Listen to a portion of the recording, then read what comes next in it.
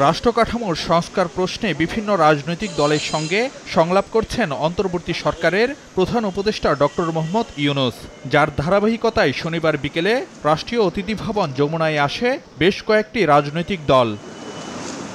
বিকেল ৩টায় যমুনায় প্রধান উপদেষ্টার সঙ্গে বৈঠকে বসেন হেফাজতে ইসলামের সঙ্গে সম্পৃক্ত ৬টি রাজনৈতিক দলের প্রতিনিধি।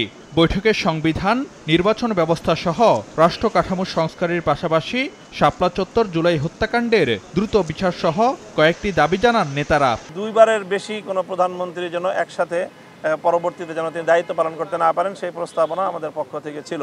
যৌক্তিক সময় নিয়ে সংস্কারগুলো করে তারপরে যেন অযথা কাল বিলম্ব না করে নির্বাচনের ব্যবস্থা যেন নির্বাচনের আয়োজন করেন সেই বিষয়টি আমরা বলেছি এবং মাননীয় প্রধান উপদেষ্টাও এই কথার সঙ্গে একমত পোষণ করেছেন যে প্রয়োজনীয় সংস্কারের পর কাল বিলম্ব না করে তারাও নির্বাচনের দিকে চলে যেতেই আগ্রহী এবং সেই ধরনের তারা প্রস্তুতি এবং তারা আয়োজন করছেন।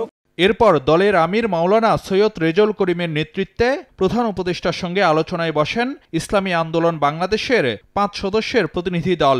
রাষ্ট্র সংস্কারে সরকারকে সময় দেওয়ার পক্ষে অবস্থান জানায় দলটি।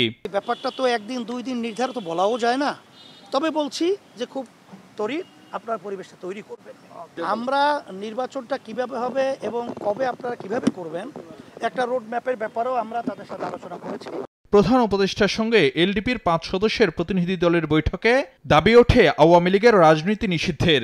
একই সঙ্গে সংস্কার কাজে বেশি সময় না নেওয়ার পরামর্শ দেওয়া হয়। ওনারা যদি বেশি সময় নেয় তাদের পক্ষে সরকার পরিচালনা করা সম্ভব হবে না। সবকিছুর ব্যাপারে একটা রূপরেখা প্রদান করার জন্য আমরা বলেছি এবং আমরা বলেছি যে একটা নির্দিষ্ট সময় আপনারা যদি অ্যানাউন্স করে দেন ৯ মাস পরে নির্বাচন হবে তাহলে রাজনৈতিক দলগুলি তাদের কর্মকাণ্ড নিয়ে ব্যস্ত হয়ে যাবে।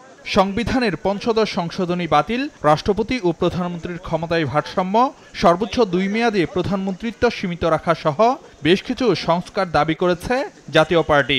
আর এই ক্ষেত্রে অন্তর্বর্তী সরকারকে প্রয়োজনীয় সময় দিতেও রাজি দলটি। সংস্কারগুলি করে তারপর নির্বাচনের বিষয়ে সরকার বা এই সরকারটা চিন্তা করতে পারেন এবং সংস্কারগুলি করতে গিয়ে যতটুকু সময় লাগে সেই বিষয়ে জাতীয় পার্টির পক্ষ থেকে সমর্থন থাকবে। প্রধান উপদেষ্টার সঙ্গে বৈঠকে ২০ দফা প্রস্তাব তুলে ধরে গণফোরাম। এ সময় দলটির নেতা ডক্টর কামাল হোসেনের কাছে সংবিধান সংশোধনে প্রস্তাবনা চান প্রধান উপদেষ্টা। আমরা সংশোধন করার জন্য বলছি এবং এটা আমরা বিভিন্ন করব। সুন্দর আলোচনা হয়েছে এবং আমরা লিখিত প্রস্তাবগুলো দিয়েছি ওনার কাছে, এটা উনি গ্রহণ করেছেন। এছাড়াও প্রধান উপদেষ্টার সঙ্গে বাংলাদেশ জাসদ, ১২ দলীয় জোট, জাতীয়তাবাদী সমমনা জোট নেতারা বৈঠক করেন। দুর্নীতিবাজরা যাতে নির্বাচন করতে না পারেন তা নিশ্চিত সহ বিভিন্ন দাবি জানানো হয় বৈঠকে। ফারুক ভিয়া, রবিন, সময় সংবাদ, ঢাকা।